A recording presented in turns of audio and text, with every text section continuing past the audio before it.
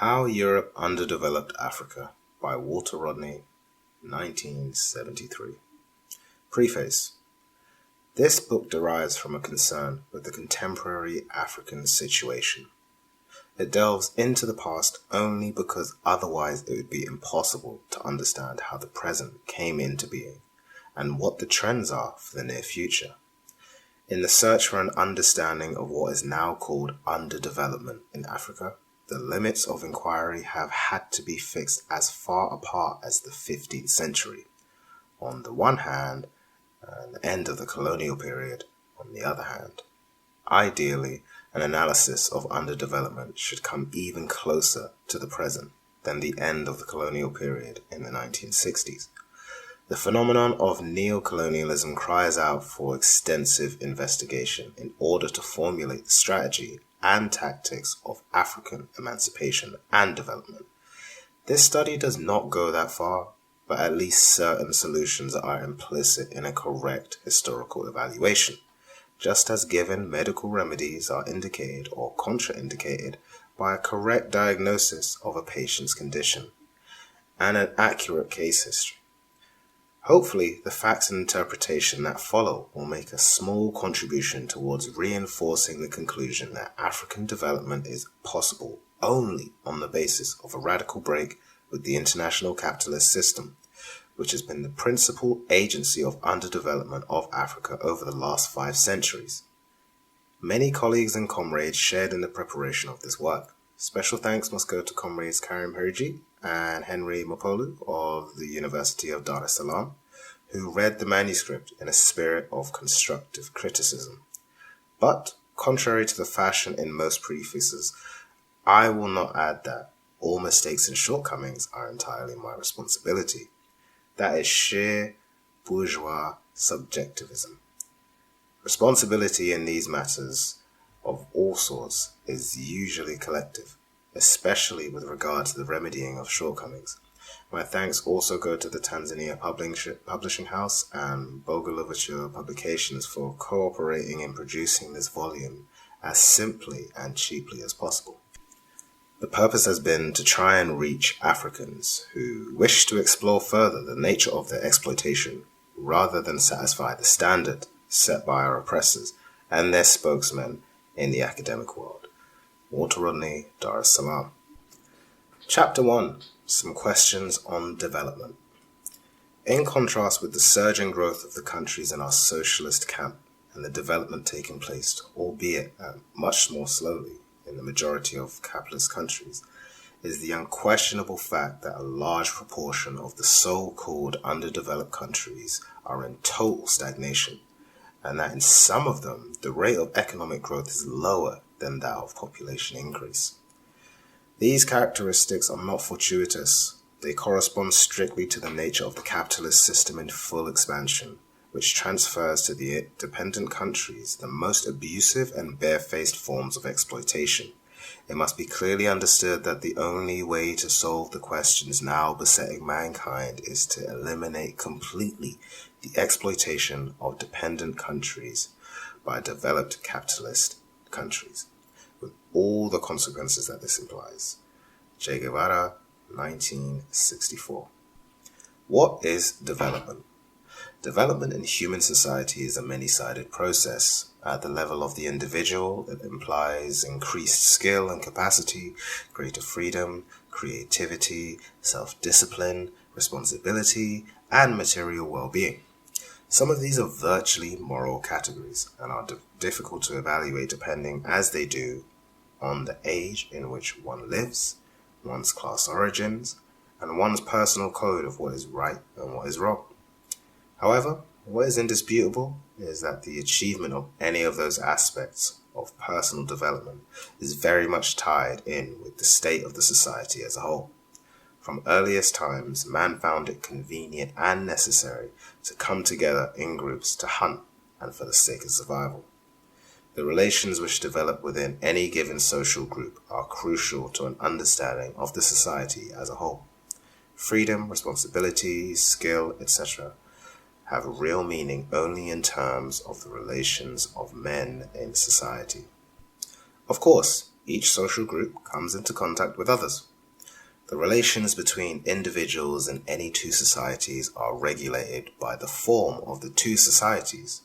Their respective political structures are important because the ruling elements within each group are the ones that begin to dialogue, trade, or fight, as the case may be.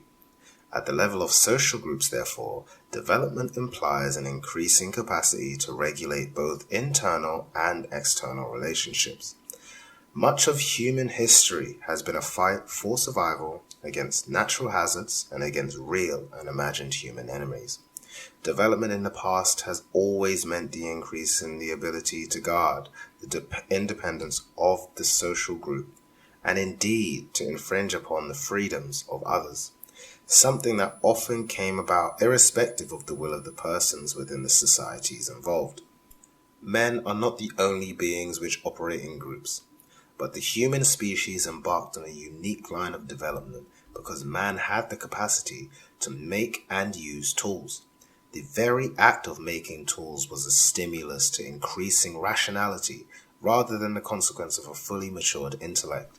In historical terms, man, the worker, was every bit as important as man, the thinker, because the work with tools liberated men from sheer physical necessity so that he could impose himself upon the other, more powerful species and upon nature itself. The tools with which men work and the manner in which they organize their labor are both important indices of social development.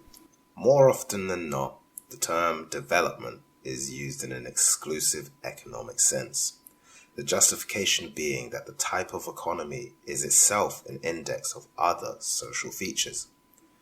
What then is economic development? A society develops economically as its members increase jointly their capacity for dealing with the environment. The capacity for dealing with the environment is dependent on the extent to which they understand the laws of nature, science, on the extent which they put that understanding into practice by devising tools, technology, and on the manner in which work is organized. Taking a long-term view, it can be said that there has been constant economic development within human society since the origins of man, because man has multiplied enormously his capacity to win a living from nature. The magnitude of man's achievement is best understood by reflecting on the early history of human society and noting firstly the progress from crude stone tools to the use of metals. Secondly, the changeover from hunting and gathering wild fruit to the domestication of animals and the growing of food crops. And thirdly, the improvement in the character of work from being an individualistic activity towards an activity which assumes a social character through the participation of many. Every people have shown a capacity for independently increasing their ability to live in a more satisfactory life through exploiting the resources of nature. Every continent independently participated in the early epochs of the extension of man's control over his environment, which means in effect that every continent can point to a period of economic development. Africa, being the original home of man, was a major participant in the processes in which human groups displayed an ever-increasing capacity to extract a living from the natural environment. Indeed, in the early period, Africa was the focus of the physical development of man as such, as distinct from other living beings. Development was universal because the conditions leading each economic expansion were universal. Everywhere, man was faced with the task of survival by meeting fundamental material needs, and better tools were a consequence of the interplay between human beings and nature as a part of struggle for survival. Of course, human history is not a record of advances and nothing else. There were periods in every part of the world where there were temporary setbacks, an actual reduction of the capacity to produce basic necessities and other needs for the population. But the overall tendency was towards increased production, and at given points of time, the increase of the quantity of goods was associated with a change in the quality or character of society. This will be shown later with a reference to Africa, but to indicate the universal application of the principle of quantitative-qualitative change, an example will be drawn from China. Early man in China lived at the mercy of nature and slowly discovered such basic things as the fact that fire can be man-made and that seeds of some grasses could be planted in the soil to meet food requirements. Those discoveries helped inhabitants of China to have simple farming communities using stone tools and producing enough for bare subsistence. That was achieved several thousand years before the birth of Christ or the flight of the Prophet Muhammad. The goods produced at that stage were divided more equally among the members of society who lived and worked in families. By the time of the Tang dynasty, in the 7th century AD, China had expanded its economic capacity not only to grow more food, but also to manufacture a wide variety of items, such as silks, porcelains, ships, and scientific devices. This, of course, represented a quantitative increase in the goods produced, and it was interrelated with the qualitative changes in Chinese society. By the latter date, there was a political state, where before they were only self-government units. Instead of every family and every individual performing the tasks of agriculturalists, house builders, tailors, etc., there had arisen specialization of function. Most of the population still tilled the land, but there were skilled artisans who made silk and porcelain, bureaucrats who administered the state, and Buddhist and Confucian religious philosophers who specialized in trying to explain those things that lay outside of immediate understanding. Specialization and division of labor led to more production as well as inequality in distribution. A small section of Chinese society came to take a large disproportionate share of the proceeds of human labor, and that was the section which did least to actually generate wealth by working in agriculture or industry. They could afford to do so because grave inequalities had emerged in the ownership of the basic means of production, which was the land. Family land became smaller as far as most peasants were concerned, and a minority took over the greater portion of the land. Those changes in land tenure were part and parcel of development in its broadest sense. That is why development cannot be seen as purely an economic affair, but rather as an overall social process, which is dependent on the outcome of man's efforts to deal with his natural environment. Through careful study, it is possible to comprehend some of the very complicated links between the changes in the economic base and changes in the rest of the superstructure of the society, including the sphere of ideology and social beliefs. The changeover from communalism in Asia and Europe led for instances of codes of behavior peculiar to feudalism. The conduct of the European knights in armor had much in common with that of the Japanese samurai, or warriors.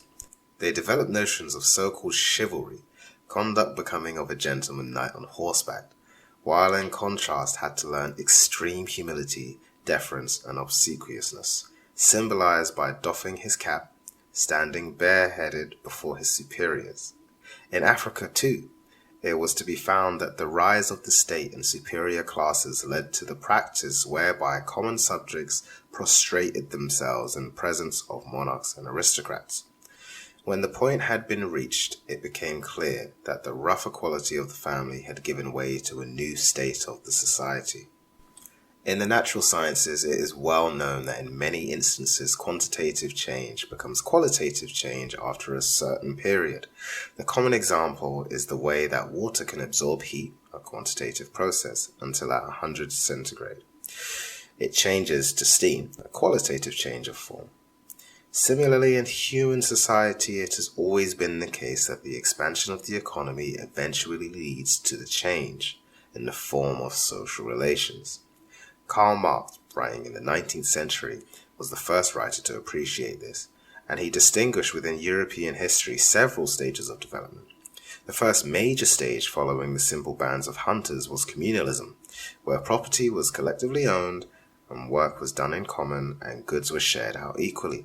The second was slavery, caused by the extension of domineering elements within the family and by some groups being overwhelmed by others. Slaves did a variety of tasks, but their main job was to produce food. The next was feudalism, where agriculture remained the principal means of making a livelihood. but the land which was necessary for that purpose was in the hands of a few, and they took the lion's share of the wealth. The workers on the land, now called serfs, were no longer the personal property of the masters, but they were tied to the land of a particular manor or estate. When the manor changed hands, the serfs had to remain there and provide goods for the landlord, just keeping enough to feed themselves. Just as the child of a slave was a slave, so the children of serfs were also serfs. Then came capitalism, under which the greatest wealth in society was produced not in agriculture, but by machines, in factories, and in mines. Like the preceding phase of feudalism, capitalism was characterized by the concentration in a few hands of ownership and the means of producing wealth, and unequal distribution of products of human labor.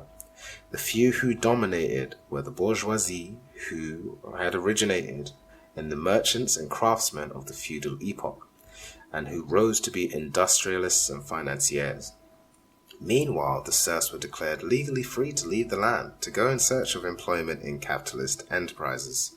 Their labor thereby became a commodity, something to be bought and sold. It was predicted that there would be a further stage, that of socialism, in which the principle of economic would be restored, as in communalism. In the present century, the phase of socialism has indeed emerged in some countries.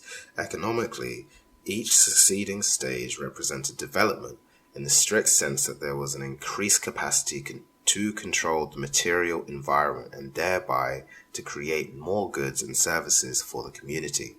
The greater quantity of goods and services were based on the greatest skills and humans' inventiveness. Man was liberated in the sense of having more opportunities to display and develop his talents. Whether man uplifted himself in a moral sense is open to dispute. The advance in production increased the range of powers which sections of society had over other sections, and it multiplied the violence which was part of the competition for survival and growth among social groups. It is not at all clear that a soldier serving capitalism in the last World War was less primitive in the elemental sense of the word than a soldier serving in Japan's feudal armies in the 16th century, or for that matter, a hunter living in the first phase of human organization in the forests of Brazil. Nevertheless, we do know that in those three respective epochs, hunting ban, feudalism, capitalism, the quality of life improved. It became less hazardous and less uncertain, and members of society potentially had greater choice over their destinies. All of that is involved when the word development is used. In the history of those societies which have passed through several modes of production, the opportunity is presented of seeing how quantitative changes give rise ultimately to an entirely different society. The key feature is that at given junctures, the social relations in the society were no longer effective in promoting advance. Indeed, they began to act as brakes on the productive forces and therefore had to be discarded. Take, for instance, the epoch of slavery in Europe. However morally indefensible slavery may have been, it did serve for a while to open up the mines and agricultural plantations in large parts of Europe, and notably within the Roman Empire. But then those peasants who remained free had their labor depressed and underutilized because of the presence of the slaves. The slaves were not disposed to work at any tasks requiring skills, so the technological evolution of society threatened to come to a halt. Furthermore, the slaves were restless, and slave revolts were expensive to put down. Landowners, seeing their estates go into ruin, decided that it would be best to grant the legal freedom for which slaves were clamoring, and to keep exploiting the labor of these free serfs by ensuring that they had no lands to plow other than those of the landlords. Thereby, a new set of social relations, that of the landlord and the serf, replaced the old relations of slave master and slave. In some instances, the changeover to a new mode was accompanied by violence at a critical point. This occurred when the ruling classes involved were being threatened with the removal by the process of change. The feudal landlords remained in power for centuries, during which the merchant and manufacturing interests grew wealthy and sought to achieve power and social preeminence. When classes are so well defined, their consciousness is at a high level. Both the landlord class and the capitalists realized what was at stake. The former fought to hold on to the social relations which no longer corresponded to the new technology of machine production and the organization of work by means of purchasing labor power. The capitalists flung themselves into revolutions in Europe in the 18th and 19th centuries to break the old relations of production. The notions of revolution and class consciousness must be borne in mind when it comes to examining the situation of the modern worker and peasant classes in Africa. However, for the greater part of Africa's history, the existing classes have been incompletely crystallized, and the changes have been gradual rather than revolutionary. What is probably more of relevance for early African development is the principle that development over the world's territories have always been uneven. While all societies have experienced development, it is equally true that the rate of development differed from continent to continent, and within each continent, different parts increased their command over nature at different rates. Inside Africa, Egypt was capable of producing wealth in abundance 25 centuries ago because of the mastery of many scientific natural laws and their invention of technology to irrigate, grow food, and extract minerals from the subsoil. At that time, hunting with bows and even wooden clubs was what people depended on for survival in most parts of the African continent and in various other places such as the British Isles. One of the most difficult questions to answer is exactly why different peoples developed at different rates when left on their own. Part of the answer lies in the environment in which human groups evolved, and part of it lies in the superstructure of human society. That is to say, as humans battled with the material environment, they created forms of social relations, forms of government, patterns of behavior, and systems of belief which together constituted the superstructure, which was never exactly the same in any two societies. Each element in the superstructure interacted with other elements in the superstructure as well as with the material base. For instance, the political and religious patterns affected each other and were often intertwined. The religious belief that certain forests were sacred was the kind of element in the superstructure that affected economic activity, since that forest would not be cleared for cultivation. While in the final analysis, the breakthrough to a new stage of human development is dependent on man's technical capacity to deal with the environment, it is also to be borne in mind that peculiarities in the superstructure of any given society have a marked impact on the rate of development. Many observers have been puzzled by the fact that China never became capitalist. It entered the feudal phase of development virtually 1,000 years before the birth of Christ, and had developed many aspects of technology, and it had many craftsmen and artisans, yet the mode of production was never transformed to one where machines were the means of producing wealth, and where owners of capital would be the dominant class. The explanation is very complex, but in general terms, the main differences between feudal Europe and feudal China lay in the superstructure, i.e. in the body of beliefs, motivations, and socio-political institutions, which derived from the material base, but in turn affected it. In China, religious, educational, and bureaucratic qualifications were of utmost importance, and government was in the hands of state officials rather than being run by the landlords on their own feudal estates. Besides, there were greater egalitarian tendencies in Chinese land distribution than in European land distribution, and Chinese state owned a great deal of land. The consequence was that the landowners had greater powers as bureaucrats than as men of property, and they used that to keep social relations in the same mold. It would have been possible for them to have done that indefinitely, but they slowed down the movement of history. In Europe, the elements of change were not stifled by the weight of state bureaucracy. As soon as the first capitalists appeared in European society, an incentive was created for further development through the attitude of this class. Never before in any human society had a group of people seen themselves consciously functioning in order to make the maximum profit out of production. To fulfill their objective of acquiring more and more capital, capitalists took a greater interest in the laws of science, which could be harnessed in the form of machinery to work and profit on their behalf. At the political level, capitalism was also responsible for most of the features which today are referred to as Western democracy. In abolishing feudalism, the capitalists insisted on parliaments, constitutions, freedom of the press, etc. These too can be considered as development. However, the peasants and workers of Europe, and eventually the inhabitants of the whole world, paid a huge price so that the capitalists could make their profits from human labor that always lies behind the machines. That contradicts other facets of development, especially viewed from the standpoint of those who suffered and still suffer to make capitalist achievements possible.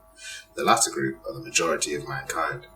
To advance, they must overthrow capitalism, and that is why at the moment capitalism stands in the path of further human social development. To put it in another way, the social class relations of capitalism are now outmoded, just as the slave and feudal relations became outmoded for their time. There was a period where the capitalist system increased the well-being of significant numbers of people as a byproduct of seeking out profits for a few. But today, the quest for profit comes in sharp conflict with people's demands that their material and social needs should be fulfilled. The capitalist or bourgeois class is no longer capable of guiding the uninhibited development of science and technology again, because these objectives now clash with the profit motive. Capitalism has proved incapable of transcending fundamental weaknesses such as underutilization of productive capacity. The persistence of a permanent sector of unemployed in periodic economic crisis related to the concept of market, which is concerned with people's ability to pay rather than their need for commodities. Capitalism has created its own irrationalities, such as the vicious white racism, the tremendous waste associated with advertising, and the irrationality of incredible poverty in the midst of wealth and wastage, even inside the biggest capitalist economies, such as that of the USA. Above all, capitalism has intensified its own political contradictions in trying to subjugate nations and continents outside of Europe, so that workers and peasants in every part of the globe have become self-conscious and are determined to take their destiny into their own hands. Such a determination is also an integral part of the process of development. It can be offered as a generalization that all phases of development are temporary or transient, and are destined sooner or later to give way to something else. It is particularly important to stress this with reference to capitalism, because the capitalist epoch is not quite over, and those who live at a particular point in time often fail to see that their way of life is a process of transformation and elimination. Indeed, it is one of the functions of those who justify capitalism to try and pretend that capitalism is here to stay. A glance at the remarkable advance of socialism over the last 50-odd years will show that the apologists for capitalism are spokesmen of a social system that is rapidly expiring. The fact that capitalism today is still around alongside of socialism should warn us that the modes of production cannot simply be viewed as a question of successive stages. Uneven development has always ensured that societies have come in contact when they were at different levels. For example, one that was communal and one that was capitalist. When two societies of different sorts come into prolonged and effective contact, the rate and character of change taking place is both seriously affected to the extent that entirely new patterns are created. Two general rules can be observed to apply in such cases. Firstly, the weaker of the two societies, i.e. the one with less economic capacity, is bound to be adversely affected, and the bigger the gap between the two societies concerned, the more detrimental are the consequences. For example, when European capitalism came into contact with the indigenous hunting societies of America and the Caribbean, the latter were virtually exterminated. Secondly, assuming that the weaker society does survive, and ultimately it can resume its own independent development, only if it proceeds to a higher level than that of the economy which had previously dominated it. The concrete instances of this operation of of the second rule are found in the experience of the Soviet Union, China, and Korea. China and Korea were both at a stage approximating to feudalism when they were both colonized by the capitalist powers of Europe and Japan.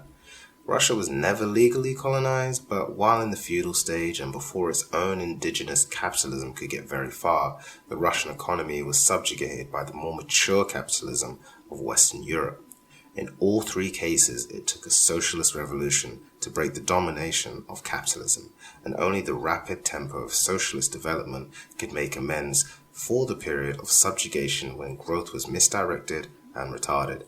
Indeed, as far as the two biggest socialist states are concerned, the Soviet Union and China, socialist development has already catapulted them beyond states such as Britain and France, which have been following the capitalist path for centuries.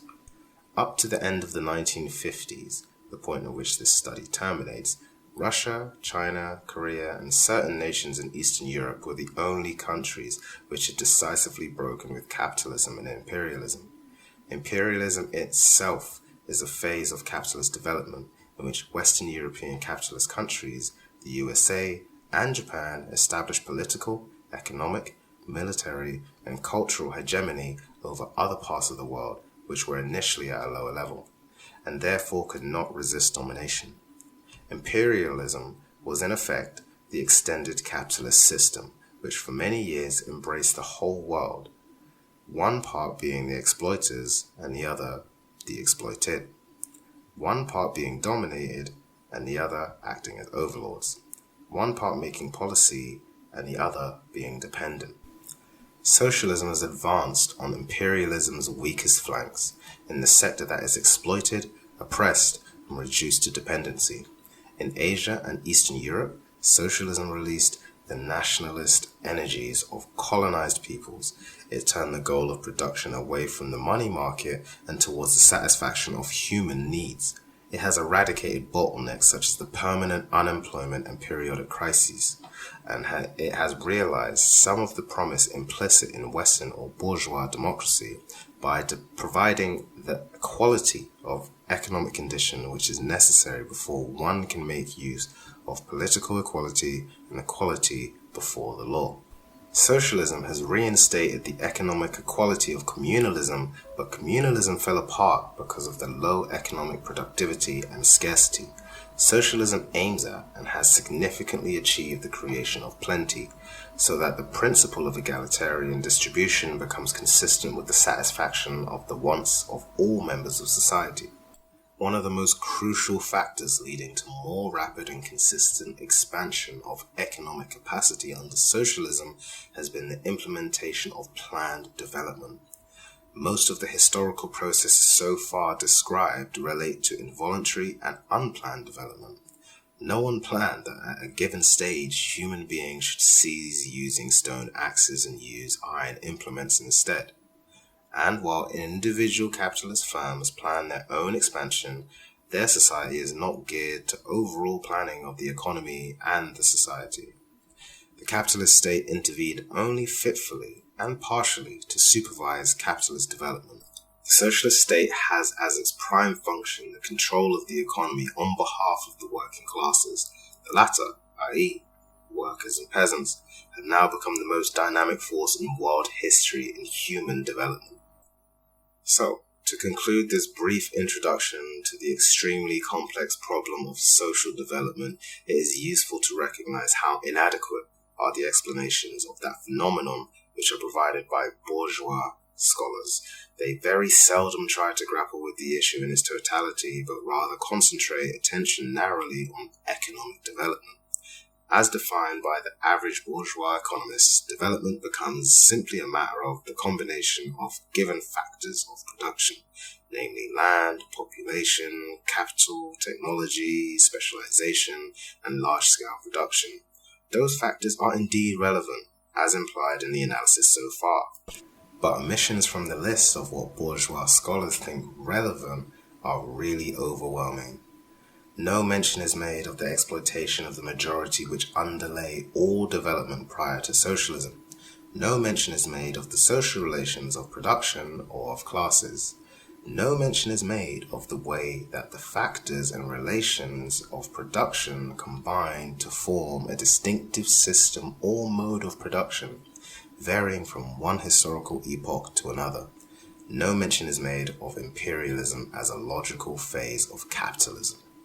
In contrast, any approach which tries to base itself on socialist and revolutionary principles must certainly introduce into the discussion at the earliest possible points the concepts of class, imperialism, and socialism, as well as the concepts of the workers and oppressed peoples. Each new concept bristles with its own complications, and it is not to be imagined that the mere resort to certain terminology is the answer to anything. However, one has at least to recognize the full human, historical, and social dimensions of development before it is feasible to consider underdevelopment or the strategies for escaping from underdevelopment. What is underdevelopment? Having discussed development, it makes it easier to comprehend the concept of underdevelopment. Obviously, underdevelopment is not absence of development, because every people had developed in one way or another and to a lesser or greater extent. Underdevelopment makes sense only as a means of comparing levels of development. It is very much tied to the fact that human social development has been uneven, and from a strictly economic point of view, some human groups have advanced further by producing more and becoming more wealthy. The moment that one group appears to be wealthier than others, some inquiry is bound to take place as to the reason for the difference. After Britain had begun to move ahead of the rest of Europe in the 18th century, the famous British economist Adam Smith felt it necessary to look into the causes behind the wealth of nations. At the same time, many Russians were very concerned about the fact that their country was backward in comparison with England, France, and Germany in the 18th century and subsequently in the 19th century.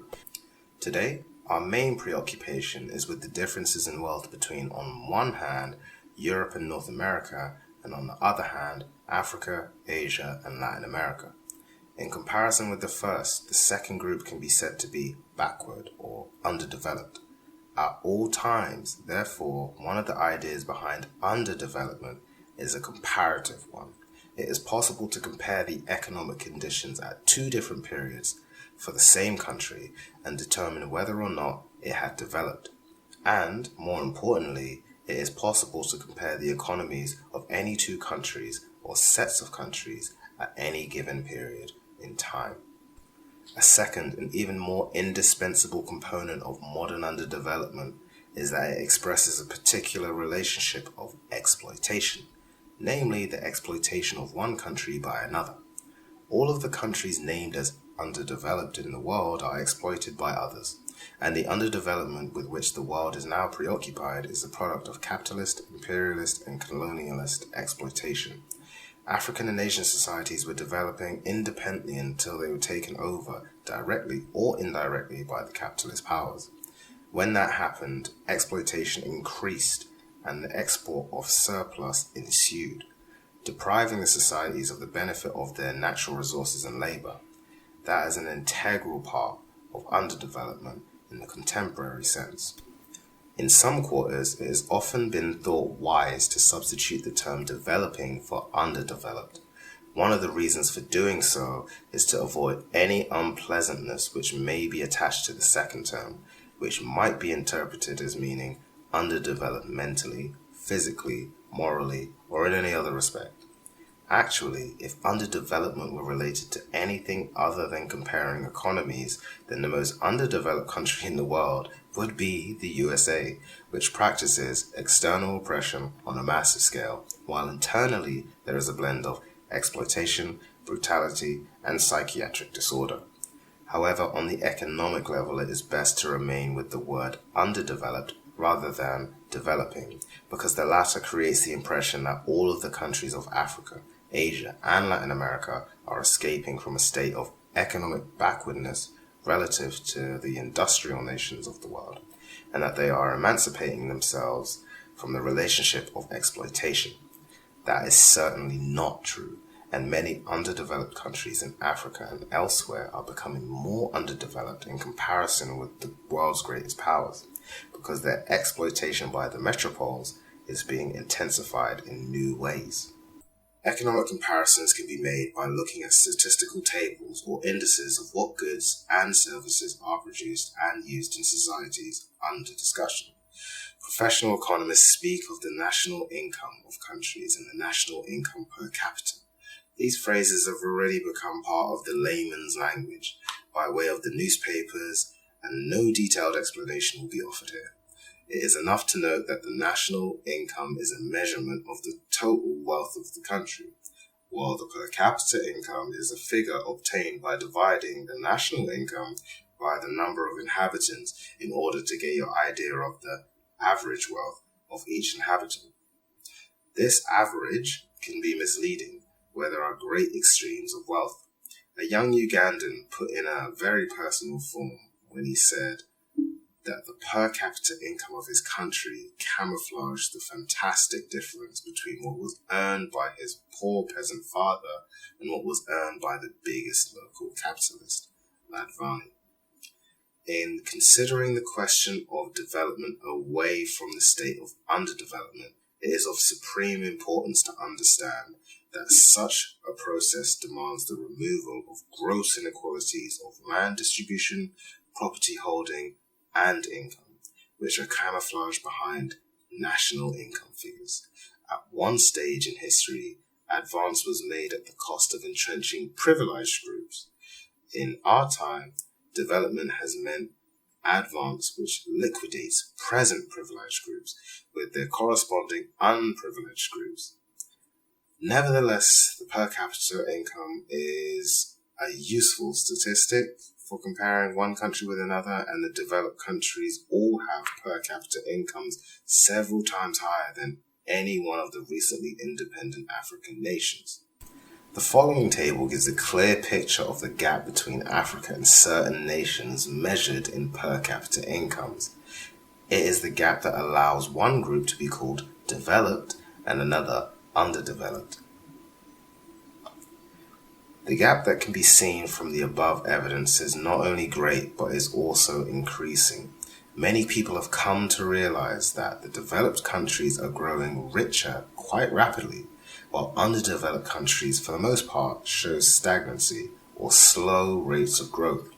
In each country, a figure can be calculated to represent the rate at which the economy grows. The biggest growth is highest in socialist countries, followed by the big capitalist countries, and with the colonies and ex-colonies trailing far behind. The proportion of international trade which is in the hands of the underdeveloped countries is declining. That proportion was roughly 30% in 1938 and went down to less than 20% in the 1960s. This is an important indicator because trade is both a reflection of the quantity of goods produced and a way of obtaining goods not locally produced. Developed economies have certain characteristics which contrast with underdeveloped ones.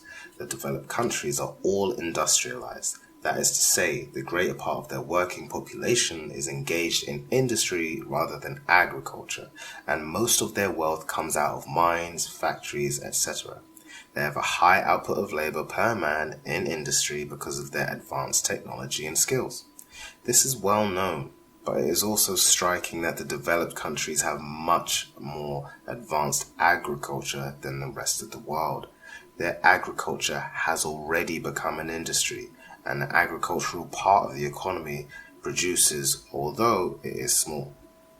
The countries of Africa, Asia, and Latin America are called agricultural countries because they rely on agriculture and have little or no industry, but their agriculture is unscientific and the yields are far less than those of the developed countries.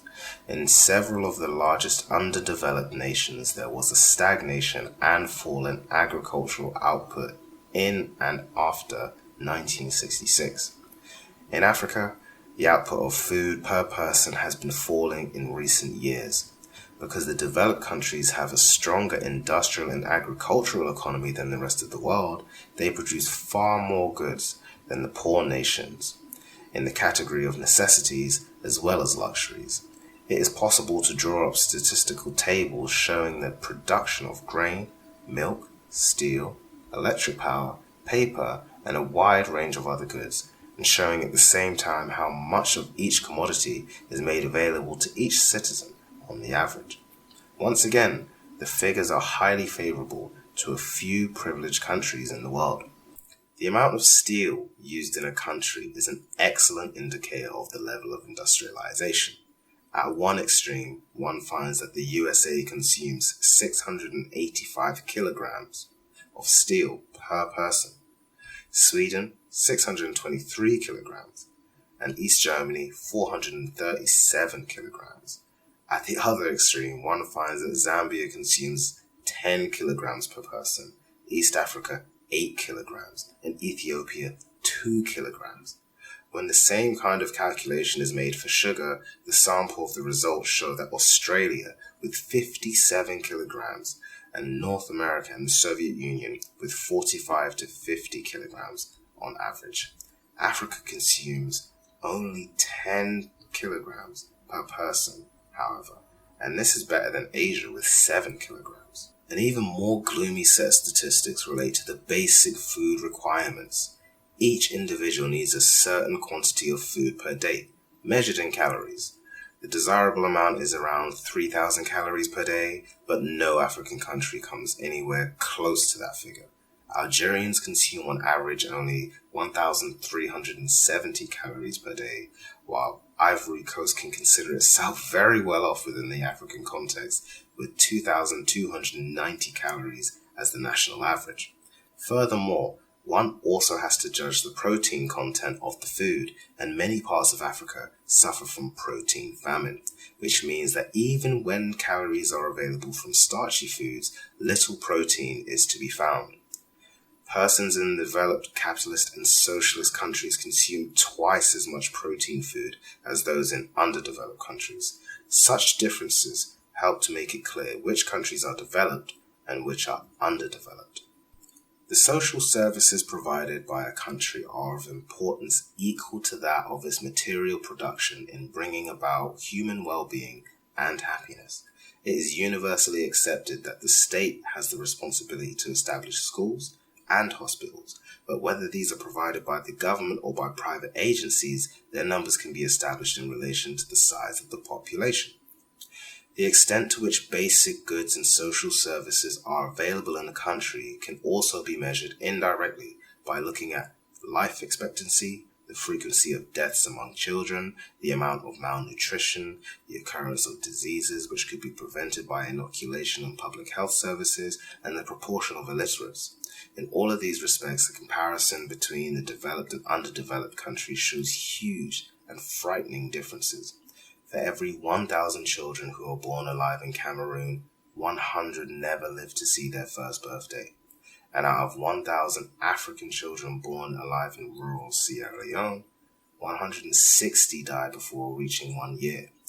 Yet the comparable figures for the UK and the Netherlands are only 12 and 18 respectively. Besides, many more African children die before they reach the age of 5. Lack of doctors is a major drawback. In Italy, there is 1 doctor for every 580 Italians, and in Czechoslovakia, there is 1 doctor for every 510 citizens. In Niger, 1 doctor must do for 56,140 people. In Tunisia, 1 doctor for every 8,320 Tunisians. And in Chad, 1 doctor for 73,460 people. It takes a large number of skilled people to make an industrial economy function, while the countries of Africa have a woefully insufficient number of highly qualified personnel. The figures on doctors just given confirm this, and the same problem exists with engineers, technicians, agriculturalists, and even administrators and lawyers in some places. Middle-level skills in fields such as welding are also lacking. To make matters worse, there is at present a brain drain from Africa, Asia, and Latin America towards North America and Western Europe. This is to say, professionals, technicians, high-level administrators, and skilled workers emigrate from their homes, and the small number of skilled people available to the underdeveloped world are further depleted by the lure of better pay and opportunities in the developed world. The lopsided nature of the present international economy is strikingly brought home by the fact that the underdeveloped countries have in turn to recruit foreign experts at fantastic cost. Most of the data presented so far can be described as quantitative. It gives us measurements of the quality of goods and services produced in various economies. In addition, certain qualitative assessments have to be made concerning the way that a given economy is put together. For economic development, it is not enough to produce more goods and services. The country has to produce more of those goods and services, which will in turn give rise spontaneously to future growth in the economy. For example, the food-producing sector must be flourishing so that workers would be healthy, and agriculture on the whole must be efficient so that the profits from the agriculture would stimulate industry. Heavy industries such as the steel industry and the production of electrical power must be present so that one is capable of making machinery for other types of industry and agriculture. Lack of heavy industry, inadequate production of food, unscientific agriculture, those are all characteristics of underdeveloped economies. It is typical of underdeveloped economies that they do not or are not allowed to concentrate on those sections of the economy which in turn will generate growth and raise production to an all-new level altogether. And there are very few ties between one sector and another so that, say, agriculture and industry could react beneficially on each other. Furthermore, whatever savings are made within the economy are mainly sent abroad or are frittered away in consumption rather than being redirected to productive purposes. Much of the national income which remains within the country goes to pay individuals who are not directly involved in producing wealth, but only in rendering auxiliary services such as civil servants, merchants, soldiers, entertainers, etc. What aggravates the situation is that more people are employed in those jobs than are really necessary to give an efficient service. And to crown it all, these people do not reinvest in agriculture or industry. They squander the wealth created by the peasants and workers by purchasing cars, whiskey, and perfume. It has been noted with irony that the principal industry of many underdeveloped countries is actually administration. Not long ago, 60% of the internal revenue of Dahomey, now Benin, went into paying salaries of civil servants and government leaders. The salaries of the elected politicians is higher than that given to a British member of parliament. And the number of parliamentarians in the underdeveloped African countries is also relatively high. In Gabon, there is one parliamentary representative for every 6,000 inhabitants, compared to one French parliamentary representative for every 100,000 Frenchmen. Many more figures of that sort indicate that in describing a typical underdeveloped economy, it is essential to point out the high disproportion of the locally distributed wealth that goes into the pockets of a privileged few. Members of the privileged groups inside Africa always defend themselves by saying that they pay taxes, which keeps the government going. At face value, this statement sounds reasonable, but on close examination it is actually really absurd and shows the total ignorance of how economies function. Taxes do not produce national wealth and development. Wealth has to be produced out of nature, from tilling the land, or mining metals, or felling trees, or turning raw materials into finished products for human consumption. These things are done by the vast majority of the population who are peasants and workers. There would be no incomes to tax if the laboring population did not work. The incomes given to civil servants, professionals, merchants, etc. come from the store of wealth produced by the community. Quite apart from the injustices in the distribution of wealth, one has to dismiss the argument that the taxpayers' money is what develops a country. In pursuing the goal of development, one must start with the producers and move on from there to see whether the products of their labor are being rationally utilized to bring greater independence and well-being to the nation. By paying attention to the wealth created by human labor out of nature, one can immediately appreciate that very few underdeveloped countries are lacking in natural resources which could go into making a better life. And in those cases, it is usually possible for 2 or 3 territories to combine together for their mutual benefit.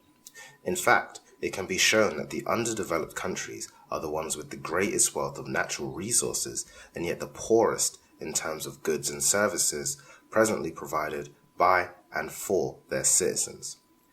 The United Nations Survey of Economic Conditions in Africa up to 1964 had this to say about the continent's natural resources. Actually, African potential is shown to be greater every day with new discoveries of mineral wealth. On the agricultural side, African soil is not as rich as the picture of tropical forests might lead one to believe, but there are other climatic advantages so that with proper irrigation, crops can be grown all the year round in most parts of the continent. The situation is that Africa has not yet come anywhere close to making the most of its natural wealth, and most of the wealth now being produced is not being retained within Africa for the benefit of Africans. Zambia and Congo produce vast quantities of copper, but that is for the benefit of Europe, North America, and Japan. Even the goods and services which are produced inside of Africa and which remain in Africa nevertheless fall into the hands of non-Africans. Thus, South Africa boasts of having the highest per capita income in Africa, but as an indication of how this is shared out, one should note that while the apartheid regime assures that only 24 white babies out of every 1,000 live births die, they are quite happy to allow 128 African babies to die out of every 1,000 live births. In order to understand present economic conditions in Africa, one needs to know why it is that Africa has realized so little of its natural potential, and one also needs to know why so much of its present wealth goes to non-Africans who reside for the most part outside of the continent. In a way, underdevelopment is a paradox. Many parts of the world that are naturally rich are actually poor, and parts that are not so well off in wealth of soil and subsoil are enjoying the highest standards of living. When the capitalists from the developed parts of the world try to explain this paradox, they often make it sound like as if there is something God-given about the situation. One bourgeois economist in a book on development accepted that the comparative statistics of the world today show a gap that is much larger than it was before. By his own admission, the gap between the developed and the underdeveloped countries has increased by at least 15 to 20 times over the last 150 years. However, the bourgeois economist in question does not give a historical explanation, nor does he consider that there is a relationship of exploitation which allowed capitalist parasites to grow fat and impoverished the dependencies. Instead, he puts forward a biblical explanation. He says that it is all told in the Bible. For unto every one that hath shall be given, and he shall have abundance. But from him that hath not shall be taken away, even that which he hath. St. Matthew 25, verse 29. The story of the hath-nots is the story of the modern underdeveloped countries. Presumably, the only comment that one can make on that is, Amen. The interpretation that underdevelopment is somehow ordained by God is emphasized because of the racist trend in European scholarship. It is in line with racist prejudice to say openly or to imply that their countries are more developed because their people are innately superior, and that the responsibility for the backwardness economically of Africa lies in the generic backwardness of the race of black Africans. An even bigger problem is that the people of Africa and other parts of the colonized world have gone through a cultural and psychological crisis and have accepted at least partially the European version of things. That means that the African himself has doubts about his capacity to transform and develop his natural environment. With such doubts, he even challenges those of his brothers who will say that Africa can and will develop through the efforts of its own people. If we can determine when underdevelopment came about, it would dismiss the lingering suspicion that it is racially or otherwise predetermined, and that we can do little about it. When the experts from capitalist countries do not give a racist explanation, they nevertheless confuse the issue by giving as causes of underdevelopment the things which are really consequences. For example, they would argue that Africa is in a state of backwardness as a result of lacking skilled personnel to develop. It is true that because of the lack of engineers, Africa cannot on its own build more roads, bridges, and hydroelectric stations. But that is not the cause of underdevelopment, except in the sense that causes and effects come together and reinforce each other. The fact of the matter is that the most profound reasons for the economic backwardness of a given African nation are not to be found outside of that nation. All that we can find inside are the symptoms of underdevelopment and the secondary factors that make for poverty. Mistaken interpretations of the causes of underdevelopment usually stem from prejudiced thinking or from the error of believing that one can learn the answers by looking inside the underdeveloped economy. The true explanation lies in seeking out the relationship between Africa and certain developed countries and in recognizing that it is a relationship of exploitation. Man has always exploited his natural environment in order to make a living. At a certain point in time, there also arose the exploitation of man by man, in that a few people grew rich and lived well through the labor of others. Then a stage was reached by which people in one community called a nation exploited the natural resources and the labor of another nation and its people. Since underdevelopment deals with the comparative economics of nations, it is the last kind of exploitation that is of greatest interest here, i.e., the exploitation of nation by nation. One of the common means by which one nation exploits another, and one that is relevant to Africa's external relations, is exploitation through trade. When the terms of trade are set by one country in a manner entirely advantageous to itself, then the trade is usually detrimental to the other trading partner. To be specific, one can take the export of agricultural produce from Africa and the import of manufactured goods into Africa from Europe, North America, and Japan. The big nations establish the price of the agricultural products and subject these prices to frequent reductions.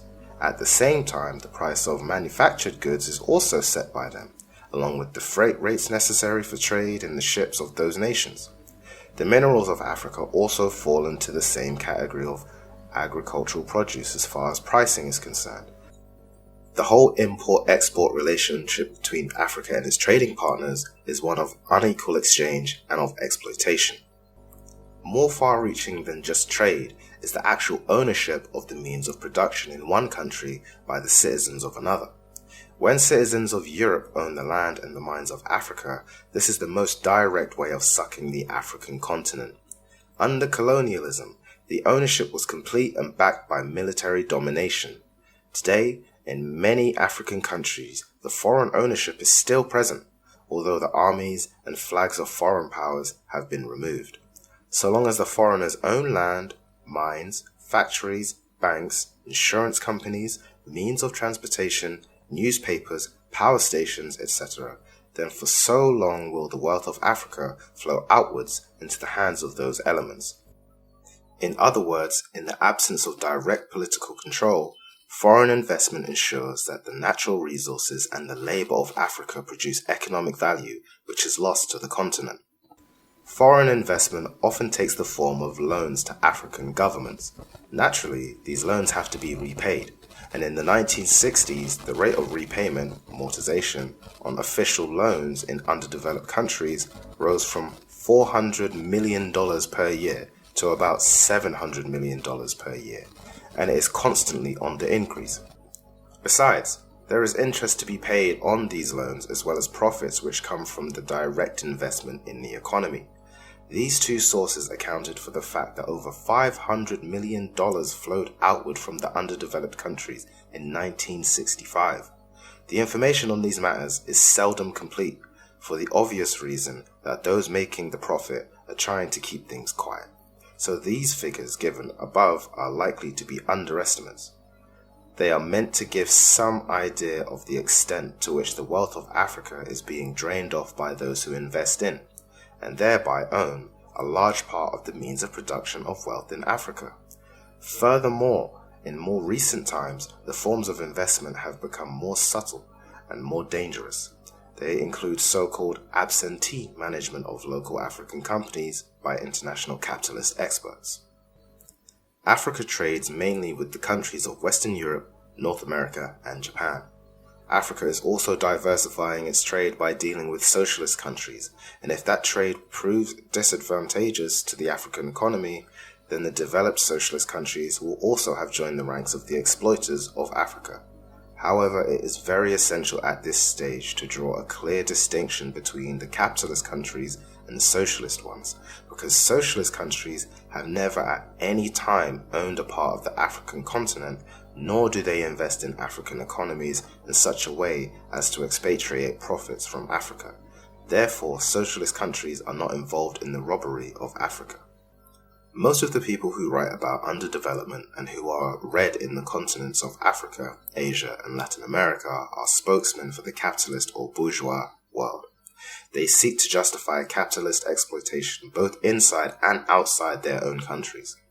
One of the things which they do to confuse the issue is to place all underdeveloped countries in one camp and all developed countries in another camp, irrespective of different social systems, so that the terms capitalist and socialist never enter the discussion.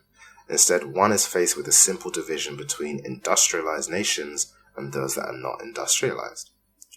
It is true that both the USA and the Soviet Union are industrialized, and it is true that when one looks at the statistics, countries such as France, Norway, Czechoslovakia, and Romania are much closer together than any one of them is to an African country.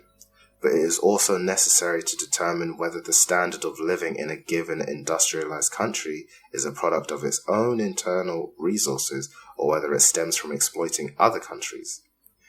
The USA has a small proportion of the world's population and exploitable natural wealth, but it enjoys a huge percentage of the wealth which comes from exploiting the labor and natural resources of the whole world.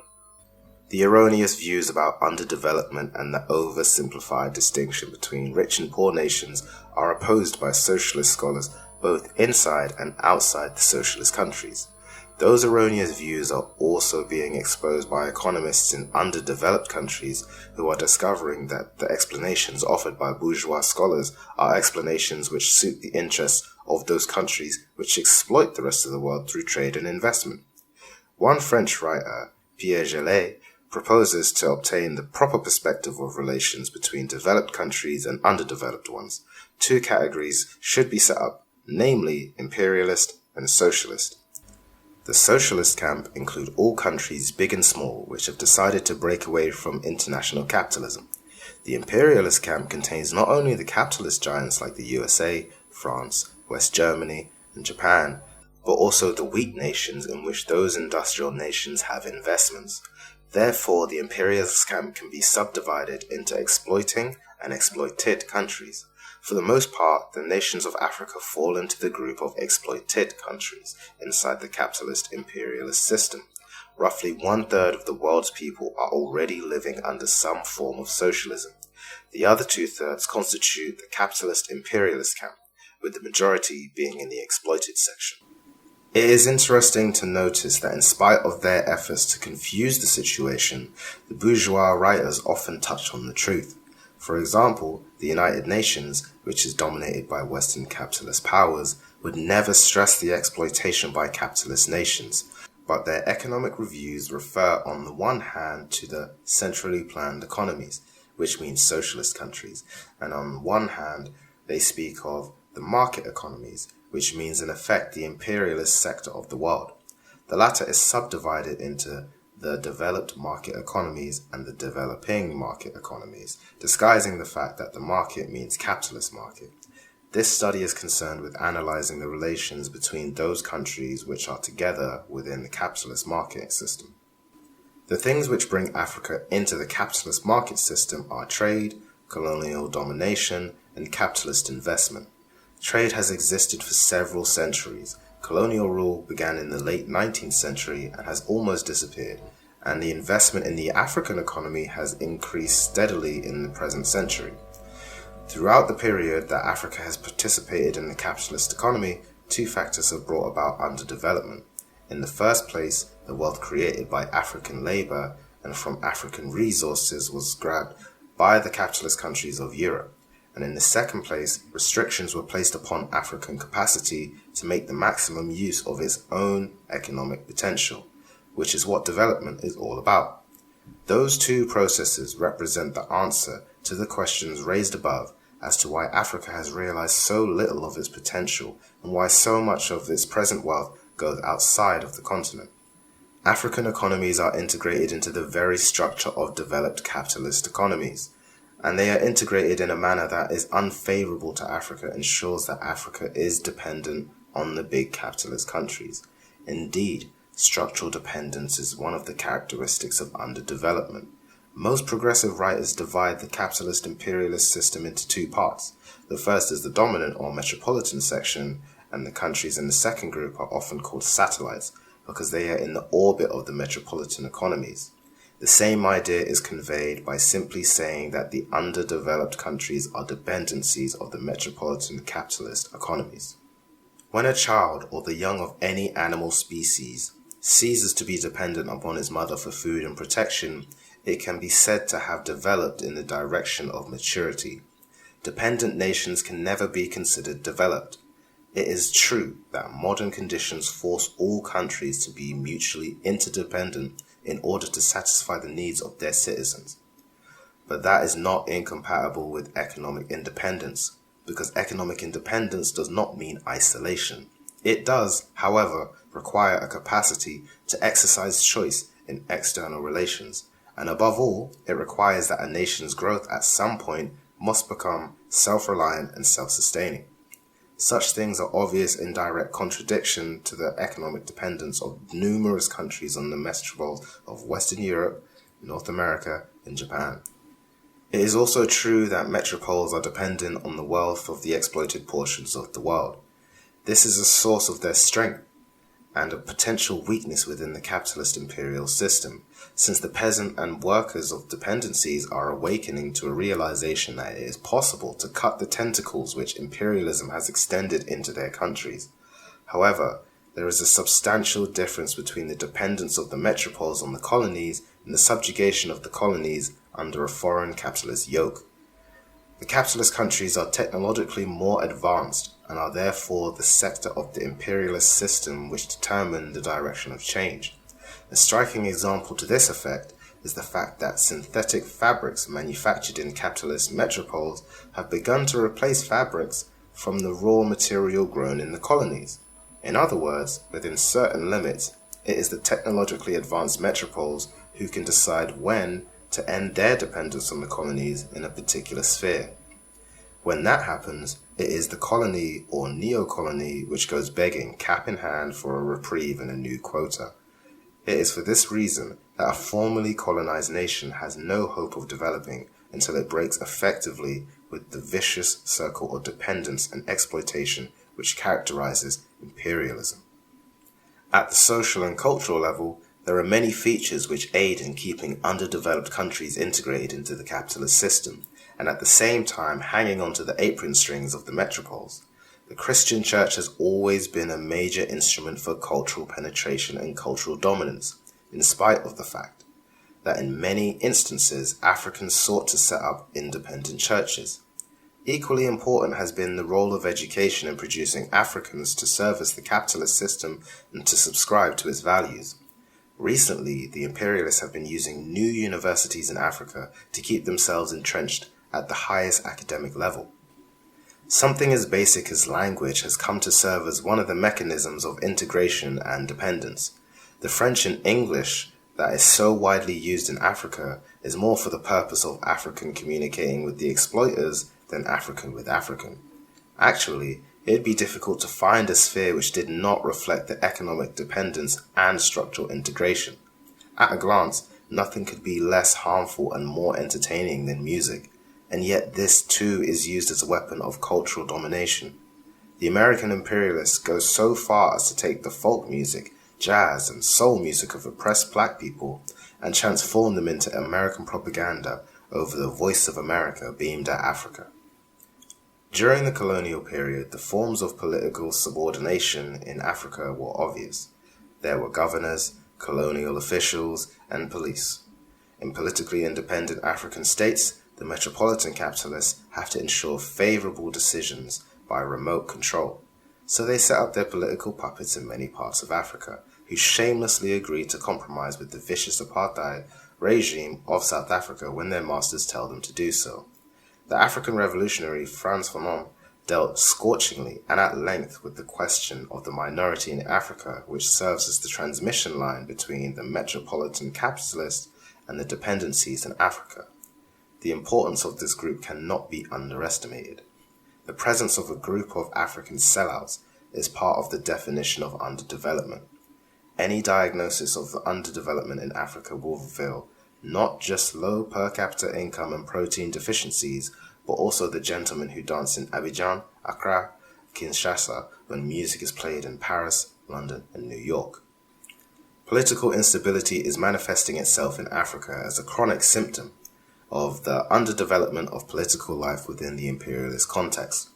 Military coups have followed one after the other, usually meaning nothing to the mass of the people, and sometimes representing a reactionary reversal of the efforts at national liberation.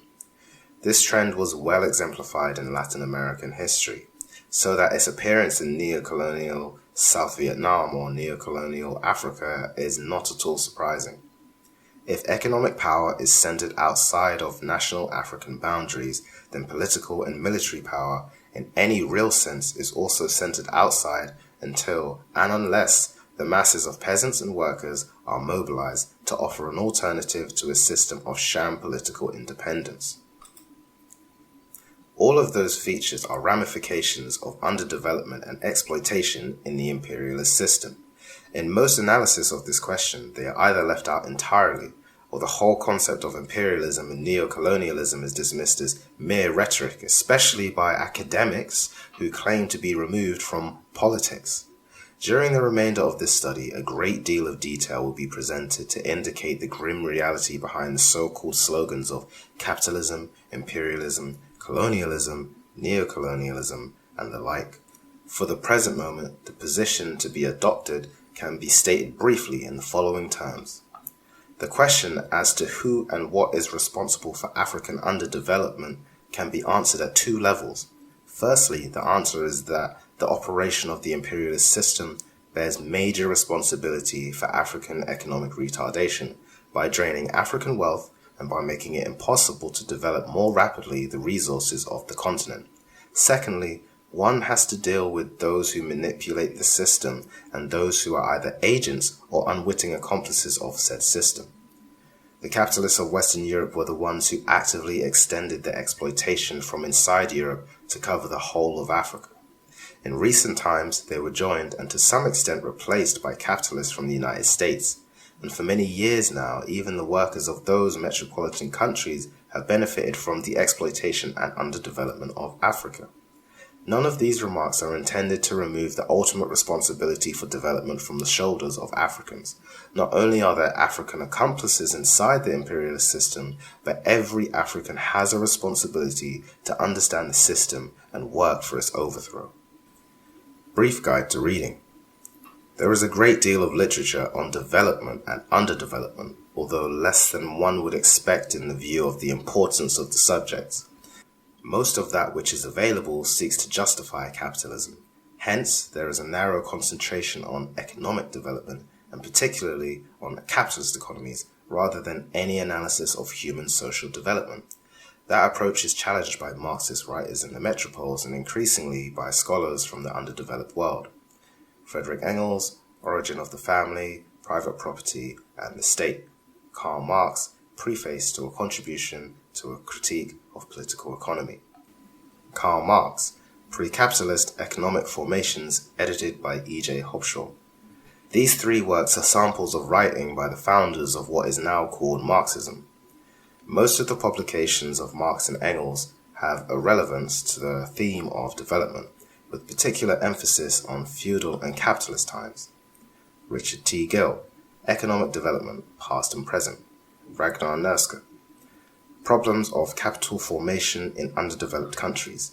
These are typical examples of bourgeois metropolitan views on the development and underdevelopment, the first being a text for the North American college students by a Canadian economist and the second being a frequently reprinted work of one of the most prominent bourgeois advocates of the vicious circle of poverty theory. Unfortunately, these are also the kind of books which dominates the shelves of any university or public library in Africa. The reader is invited to test this generalization. J.D. Bernal, Science and History. Joseph Needham, Science and Civilization in China. Both of these are lengthy, but they should be tackled. Science and technology derive from the effort to understand and control the natural environment. Familiarity with the history of science is essential to an awareness of the development of society.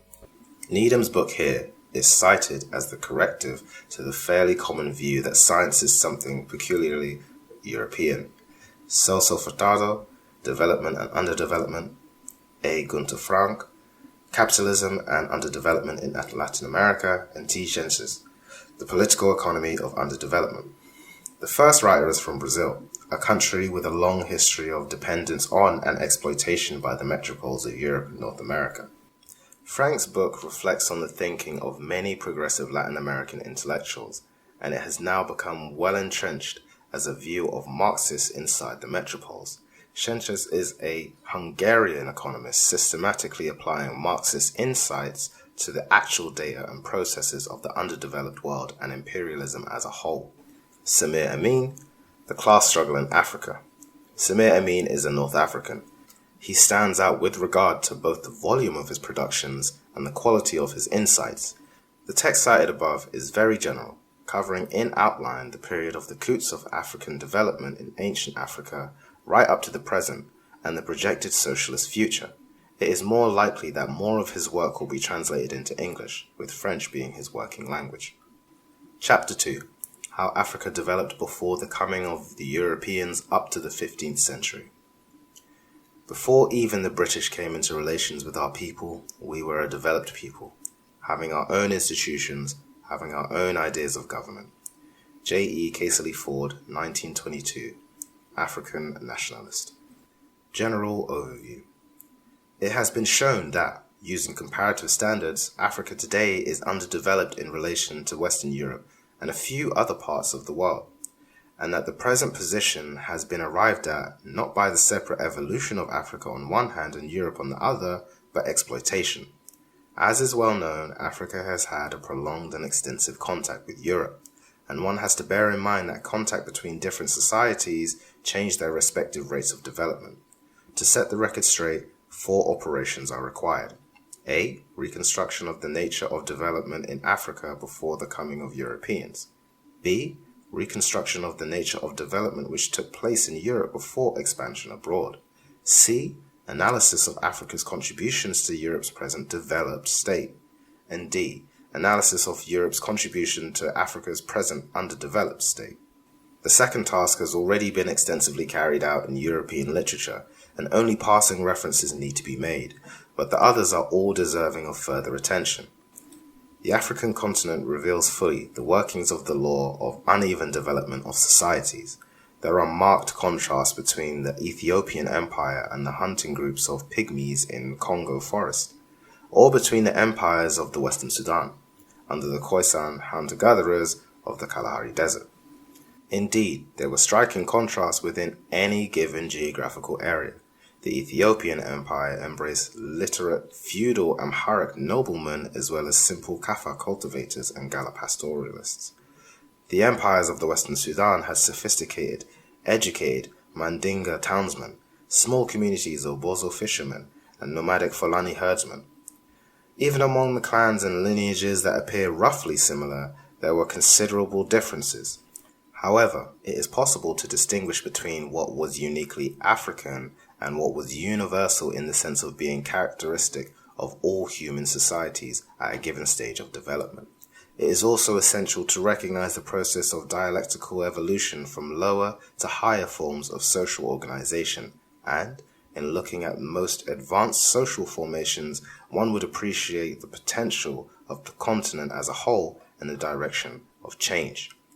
The moment that the topic of pre-European African past is raised, many individuals are concerned for various reasons to know about the existence of African civilizations.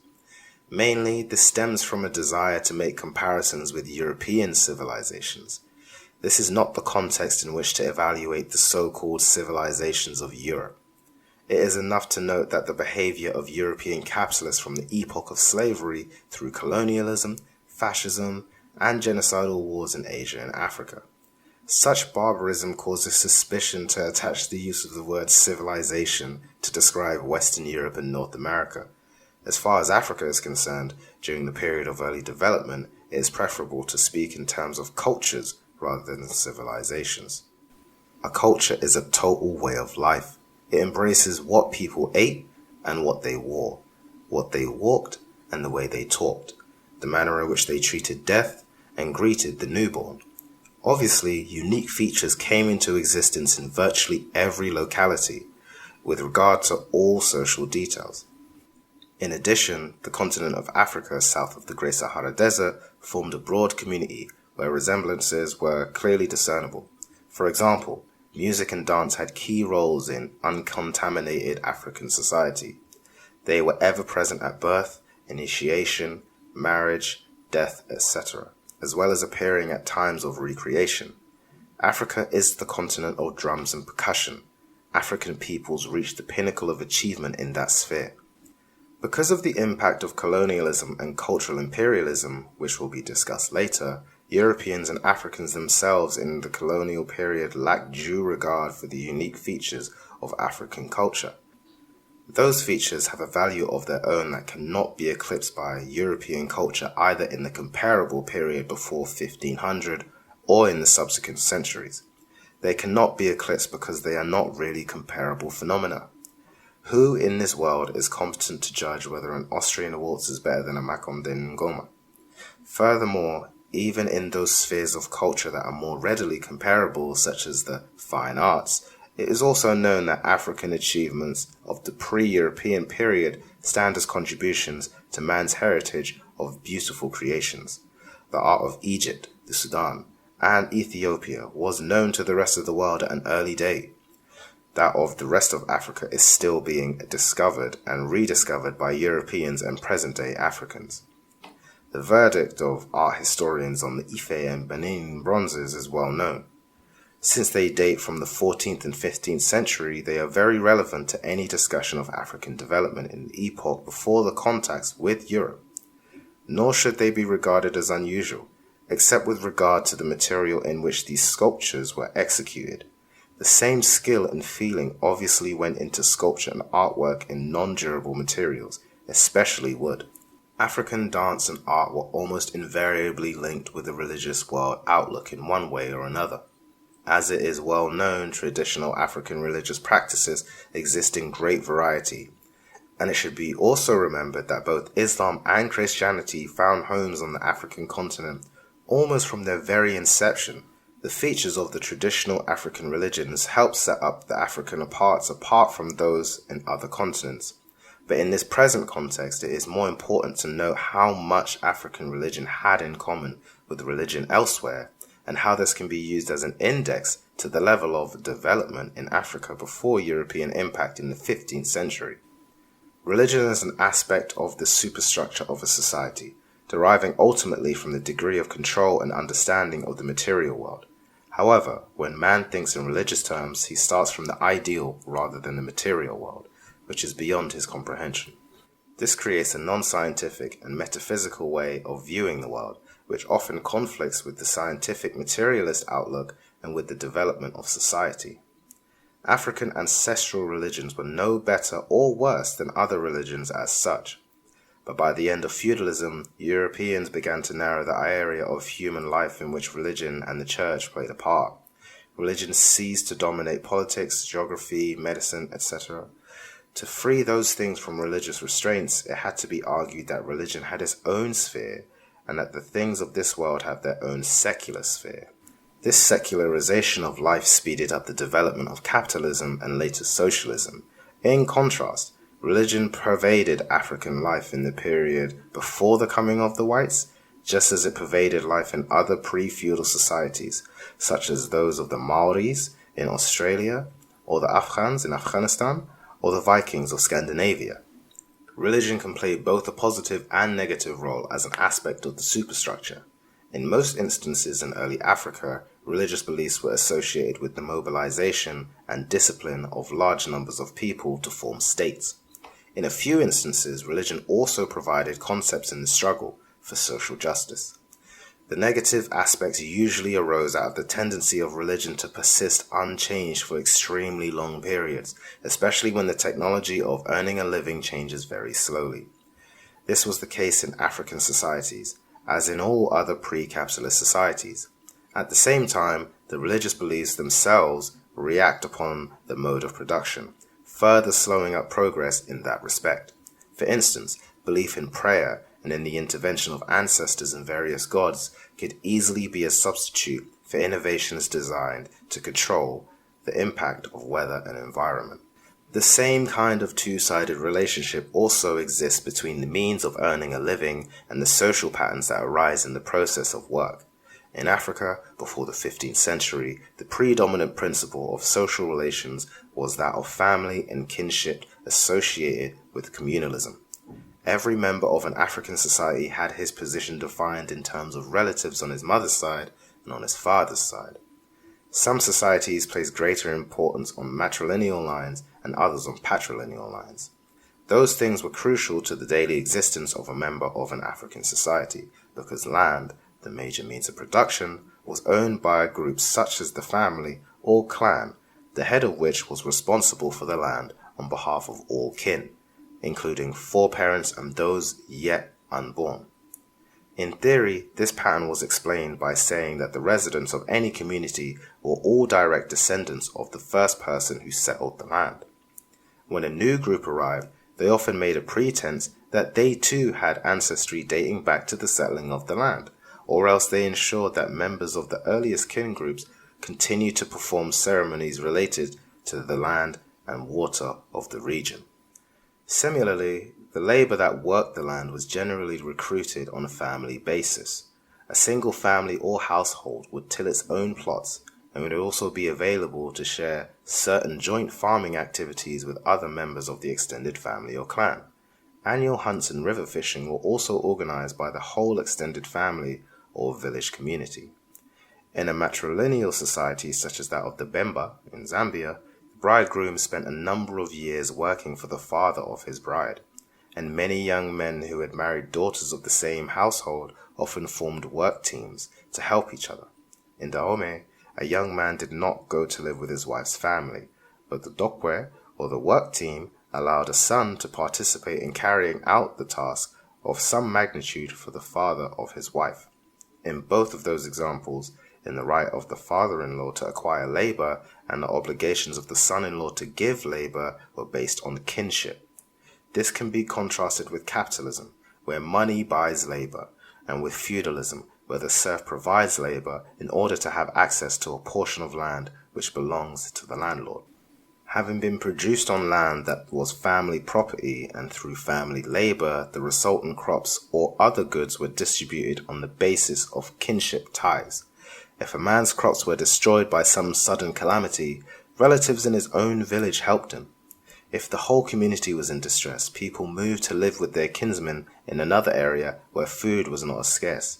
In Akan country, Ghana, clan system was highly organized so that a man from Brong could visit Fante many hundreds of miles away and receive food and hospitality from a complete stranger who happened to be of his own clan. Numerous examples could be brought forward to show the dominance of the family principle in the communal phase of African development. It affected the two principal factors of production, land and labor, as well as the system of distributing goods.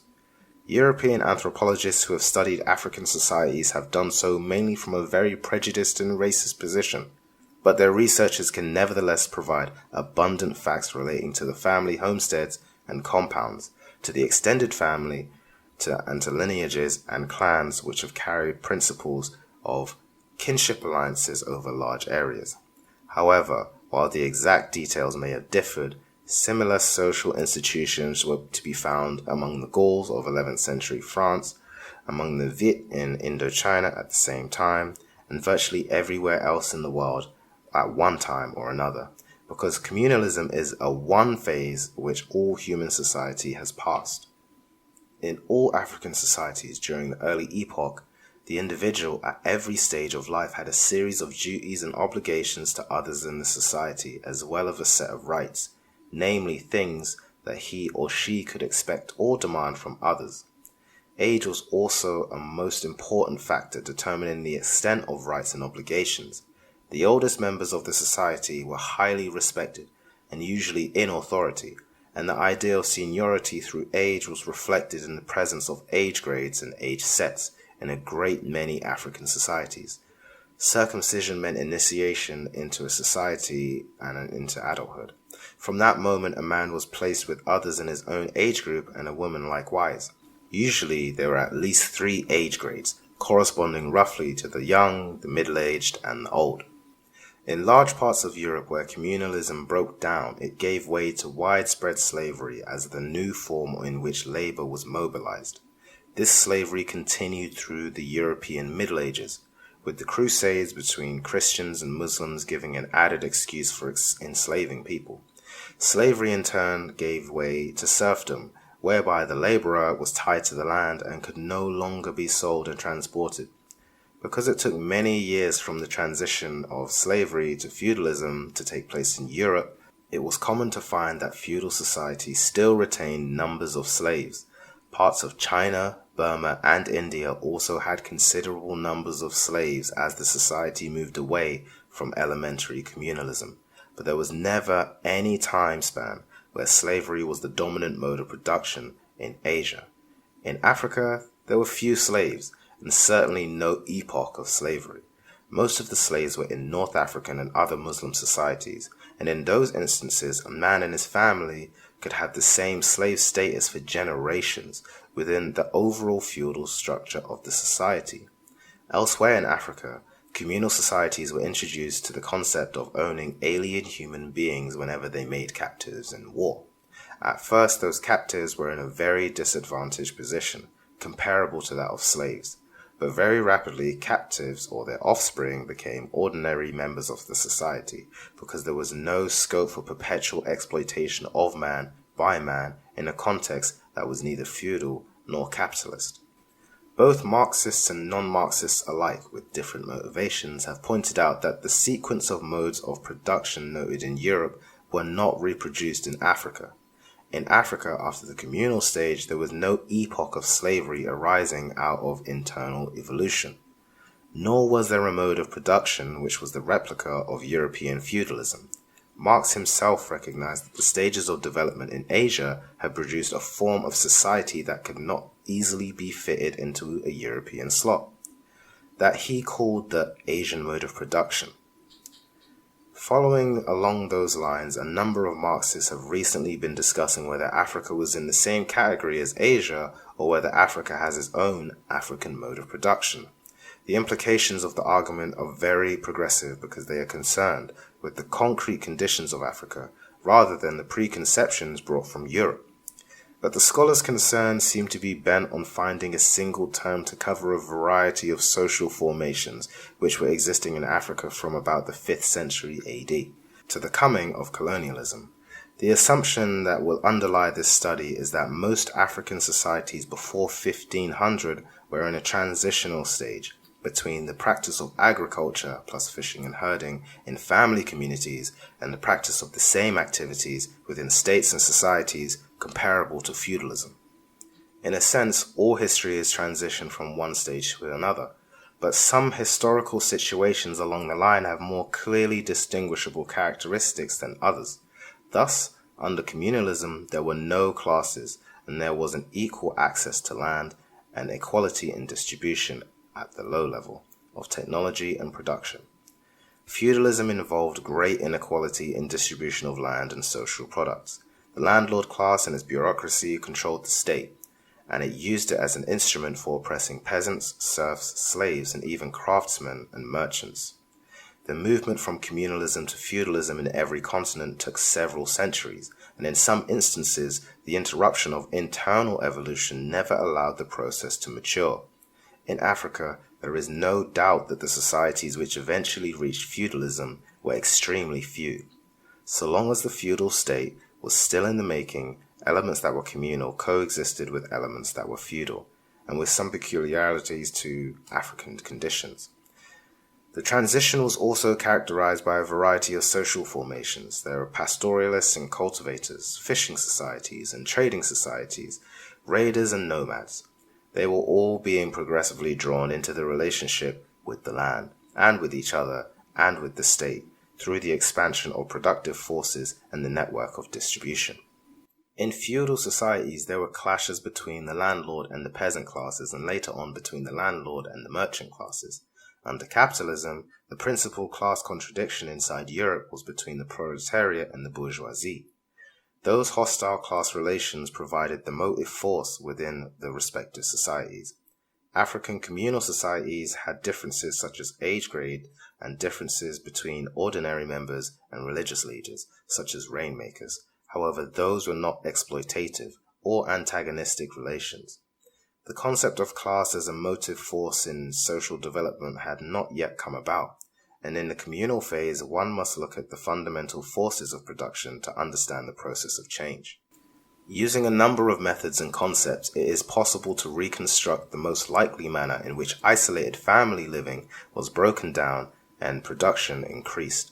For instance, the rise of age grades can be seen as responding to the need for greater solidarity because age grades included and cut across many families. Similarly, communal labor was entered into by cross-sections of the community to make work more efficient.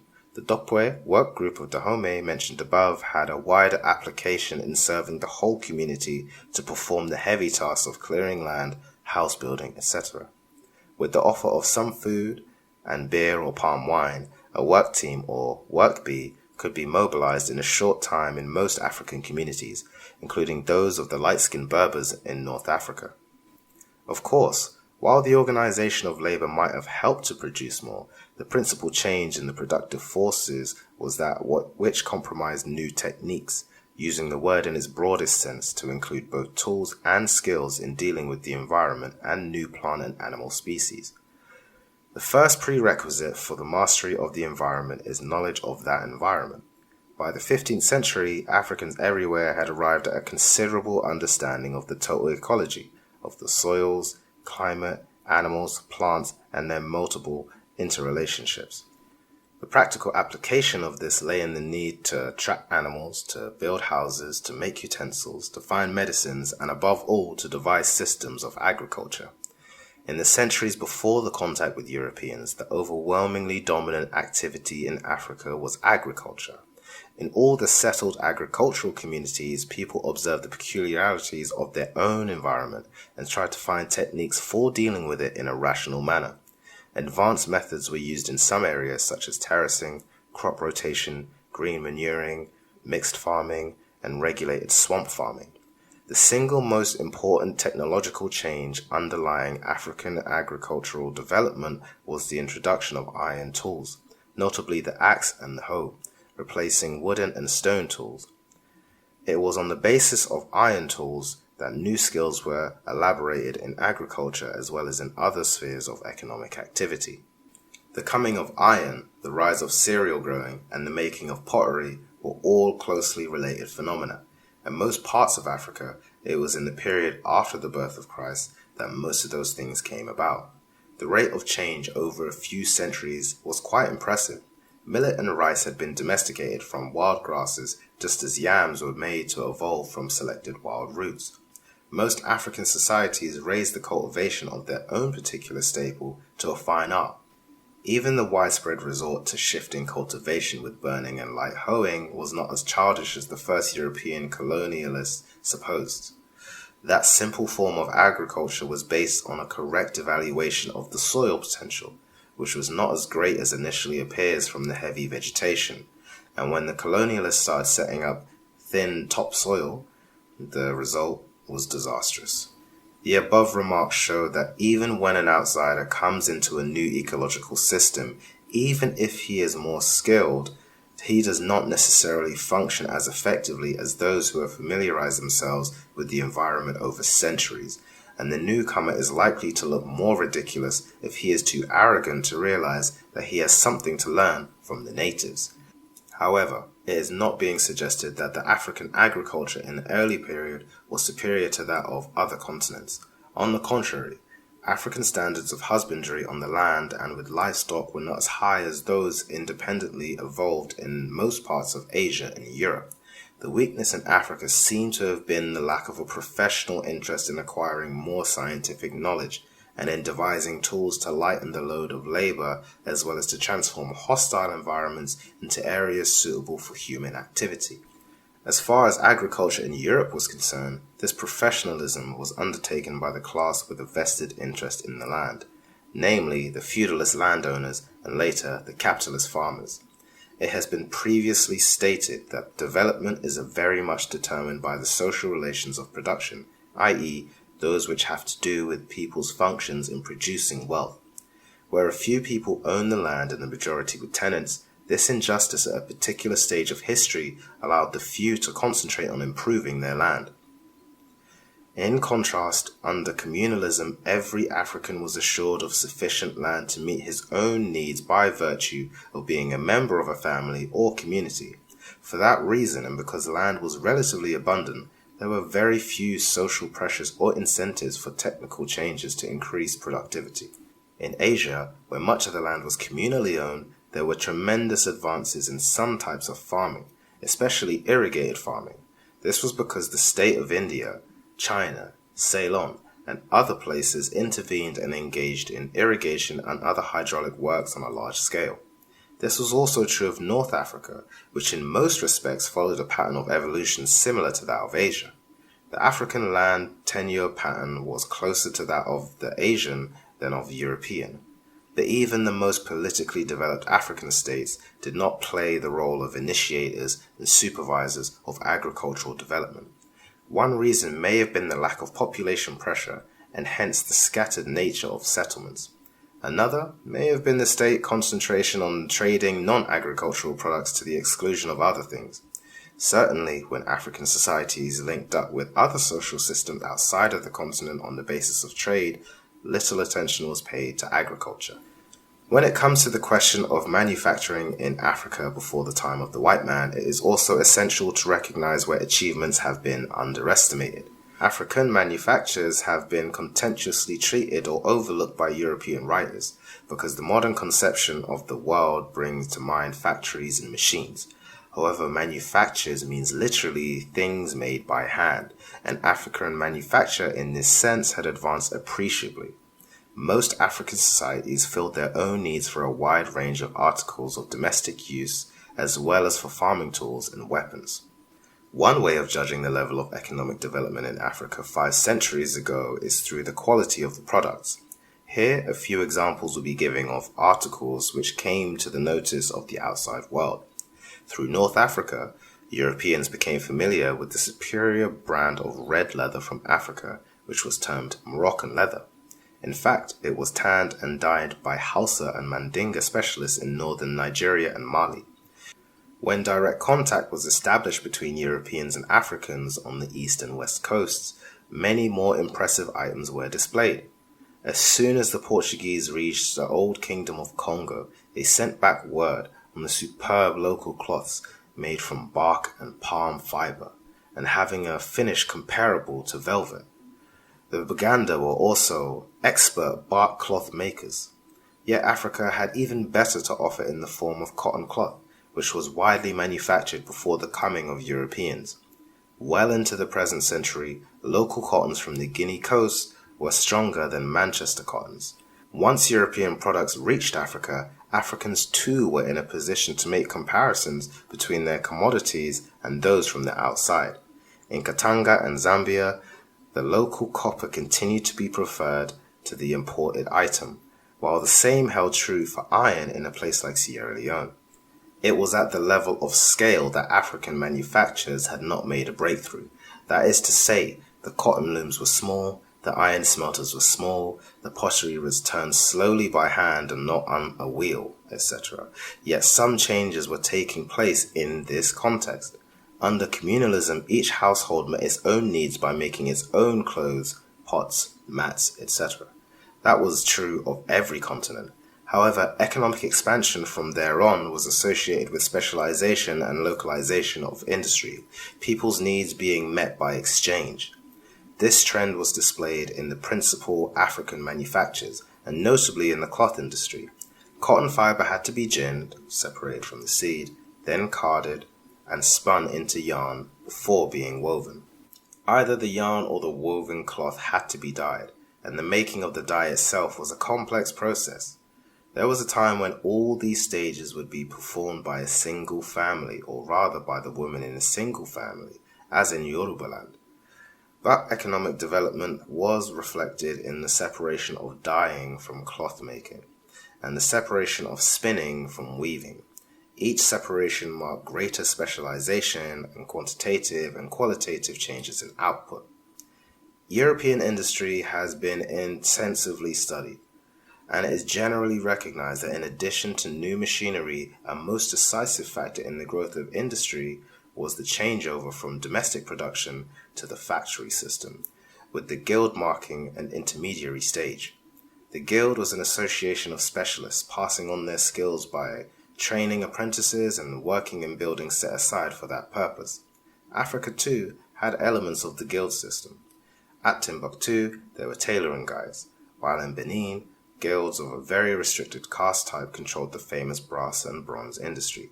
In Nupe, now northern Nigeria, the glass and bead industry operated on a guild basis. Each Nupe guild had a common workshop and master. The master obtained contracts, financed the guild, and disposed of the product. Both his own relatives as well as strangers were free to enter the guild and learn the various specialized tasks within the glass industry. What this amounted to was simply that there was an increasing specialization and division of labor. Traditional African economies are usually called subsistence economies. Often small villages farmed, hunted, fished, etc. and looked after themselves independently with little reference to the rest of the continent. Yet, at the same time, the vast majority of African communities fulfilled at least a few of their needs by trade. Africa was a continent of innumerable trade routes. Some extended for huge distances like the routes across the Sahara or the routes connected with Katanga copper. But in the main, it was trade between neighboring or not too far distant societies. Such trade was always a function of production. Various communities were producing surpluses of given commodities which could be exchanged for items which they lacked. In that way, the salt industry of one locality would be stimulated, while the iron industry would be encouraged in another. In a coastal lake or riverine area, dried fish could become profitable, while yams and millet would be grown in abundance elsewhere to provide a basis for exchange. The trade so readily distinguishable in every part of the continent between the 10th and 15th centuries was an excellent indicator of economic expansion and other forms of development, which accompanied increasing mastery of the environment. As part of the extension of trade, it was noticeable that barter was giving way to some forms of money exchange. Barter was generally practiced when the volume of trade was small, and when only a few commodities were involved. However, as trade became more complicated, some items began to be used as the standards for measuring other goods. Those items could be kept as a form of wealth easily transformed into other commodities when the need arose. For example, salt, cloth, iron hose, and cowrie shells were popular forms of money in Africa, apart from gold and copper, which were much rarer and therefore restricted to measuring things of great value. In a very few places, such as North Africa, Ethiopia, and the Congo, the monetary systems were quite sophisticated, indicating that the economy was far removed from the simple barter and subsistence. There were many other changes of a social-political nature accompanying the expansion of the productive forces. Indeed, things such as agricultural practices, industry, trade, money, and political structures were inseparable, each interacting with the others. The most developed areas of Africa were those where all the elements converged, and the two socio-political features, which were the outstanding indices of development, were the increase of stratification and the consolidation of states. The principles of family and deferment to age were slowly breaking down throughout the centuries preceding the arrival of the Europeans in their sailing ships. Changes in technology and in the division of labor made that inevitable. The introduction of iron, for example, gave economic and military strength to those that could make it and acquire it. Better tools meant more food and a greater population, but the latter tended to outrun the supplies of material goods, and the possibilities of wealth opened up by the possession of iron were seized upon by a few to their own advantage. Skilled workers in iron, cloth, pottery, leather, salt-making, etc. tended to pass on their skills in closed groups known as castes. That ensured that the division of labor operated in their favor because their position was privileged and strategic. Iron workers were particularly favored in some African societies in which they either became the ruling groups or were very close to the top of the social hierarchy. The division of labor also carried over into non-material spheres, producing professional minstrels and historians. They too had certain special rights and privileges, notably the ability to criticize freely without fear of reprisal. In some circumstances, skilled castes were reduced to a very low status, but what was rare, and in any case, it does not contradict the general assertion that the tendency was for communalism to give rise to more and more stratification. Social stratification was the basis for the rise of classes and for social antagonisms. To some extent, this was the logical follow-up of most of the previous non-antagonistic differences in communal society. For instance, old men could use their control over land allocation, over bride price, and over other traditional exchanges to try and establish themselves as a privileged economic stratum. Secret societies arose in the area that is now Liberia, Sierra Leone, and Guinea, and they permitted knowledge, power, and wealth to pass into the hands of elders and ultimately the elders of particular lineages. The contradiction between young men and their elders was not the type that caused violent revolutions, but young men clearly had reasons for resenting their dependence on elders, especially when it came to such vital personal matters as the acquisition of wives. When disgruntled, they could either leave their communities and set out for themselves, or they could challenge the principles within the society. In either case, the trend was that some individuals and families were more successful than others, and those families established themselves as permanent rulers. Then age ceased to matter as much because even a junior could succeed his father, once the notion of royal blood and royal lineage was established. In the period of transition, while African society retained many features that were indisputably communal, it was also accepted that the principle of some families or clans or lineages were destined to rule and others were not. This was true not only of cultivators but of pastoralists as well.